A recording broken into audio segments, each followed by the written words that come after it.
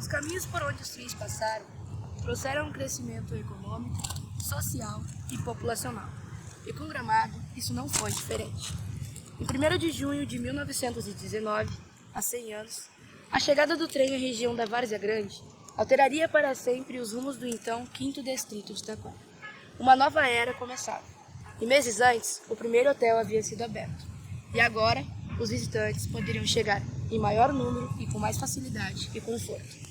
A história do turismo Gramado completa 100 anos e será contada em uma série especial de documentários produzidos pelos alunos do Programa Municipal Escola de Cinema Educa Vídeo.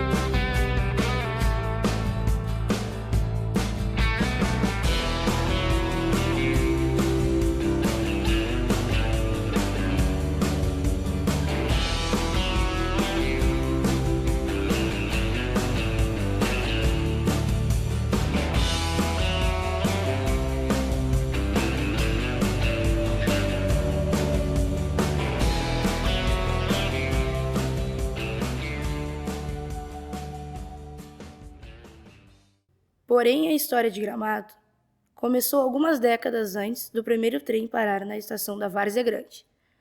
Nas décadas finais do século XIX, centenas de pessoas chegaram para colonizar a área. Eram portugueses, italianos e alemães. O historiador Sebastião Fonseca relata um pouco sobre o início dessa colonização. O povoamento era nos campos e aqui ficou para trás.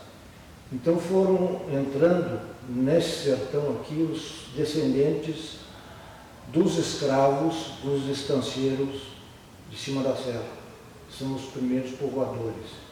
Os alemães chegaram antes nessa região, então eles estão na Nova Petrópolis, eles vêm vindo desde de São Sebastião do Caí, vem subindo, Nova Petrópolis, vem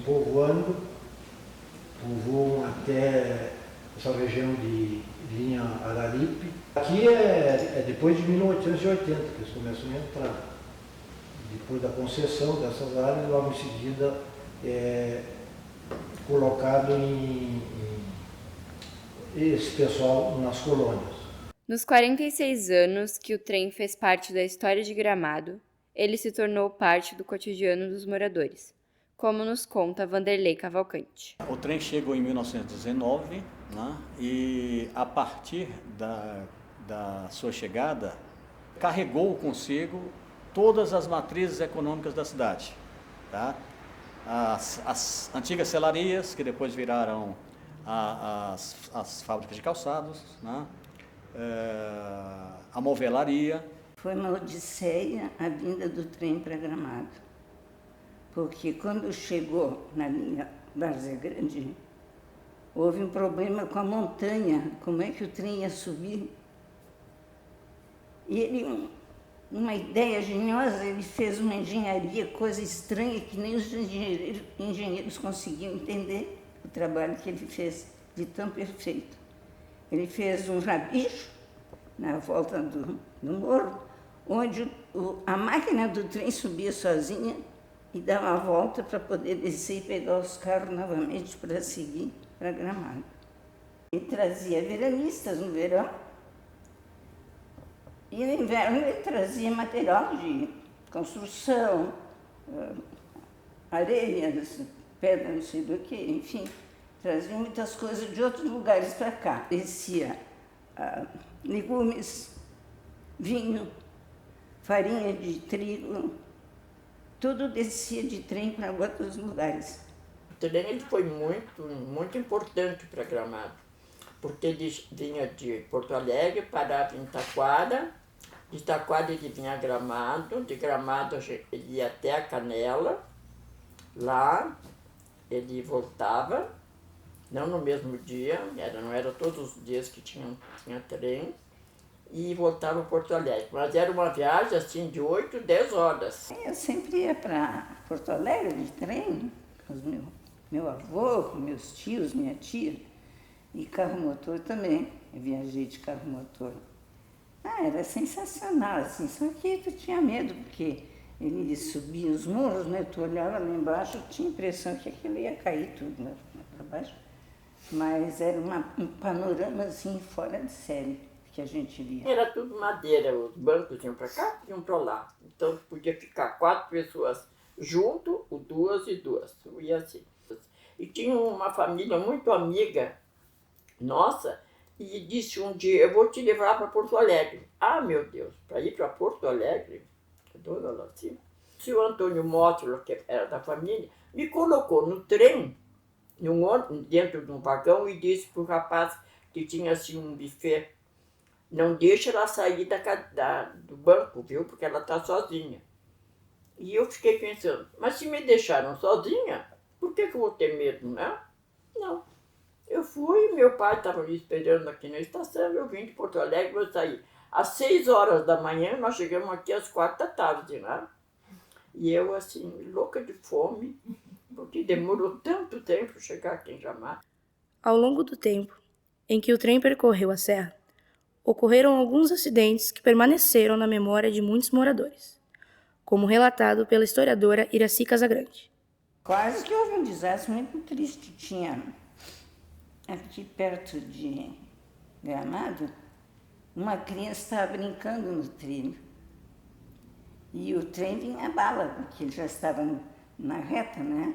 Ele vinha a bala. Aí ligeiro, o que fez o condutor do trem? Ele travou com toda a força, né? Porque chegou a sair fogo assim nos trilhos da travada que ele deu. Aí ele foi considerado herói, porque salvou uma criança. Assim como o início do trem impactou a vida dos moradores e veranistas, com o seu término não foi diferente. Quando o trem foi suspenso, foi um choque, porque as pessoas, nós tínhamos, naquele tempo, os hotéis ficavam lotados, a gente dizia veranistas, hoje são turistas. O trem era uma coisa muito importante, tanto para as pessoas como para a indústria, porque a indústria deixou de fazer o que fazia. E as estradas eram péssimas, então era um transtorno. Eu acho que o principal impacto hoje da ausência do trem ou da desativação do trem a gente pode sentir hoje, por essa falta de opção. O trem foi substituído pelos caminhões que carregavam madeira. Aconteceu que aí a economia do trem começou a declinar, porque não tinha mais carga para eles. Vocês imaginam daqui até Canela, o trem no meio das hortênsias aqui. Que turismo! A história do trem e da própria região despertou muito interesse e curiosidade dos historiadores. Os profissionais continuam contando essa história às novas gerações. O objetivo da pesquisa é reconstruir a memória do universo ferroviário na história de Gramado. Esse é o primeiro ponto. Além de reconstruir essa memória, a gente pretende depois dar uma acessibilidade didático-pedagógica para a maioria da população gramadense e para os visitantes. Não basta só reconstruir essa memória, é preciso dar acesso didático para que todos conheçam essa memória. Eu diria que a nossa meta final é que todo gramadense, nascido aqui ou que chegou depois, e que todo visitante que por aqui passar tenha conhecimento dessa história ferroviária. Nós, eu e o Maurício, ficamos, na verdade, responsáveis, né? Junto com o Fernando e com o Ricardo, nós ficamos responsáveis pelo arquivo e pelo material que a Marília produzia, né? O arquivo histórico particular, o Gudars. Quando a prefeitura veio nos convidar, foi uma forma que a gente entendeu de continuar o trabalho, mostrar, né, que muitos textos, muitas pesquisas que ela tinha feito, que o vô Hugo havia feito e que não tinham sido publicadas ainda. Então é uma forma de nós garantirmos também a sequência do trabalho. O legado do trem para o nosso município oportunizou o crescimento e o desenvolvimento de outros setores. colocando Gramado no mapa do mundo.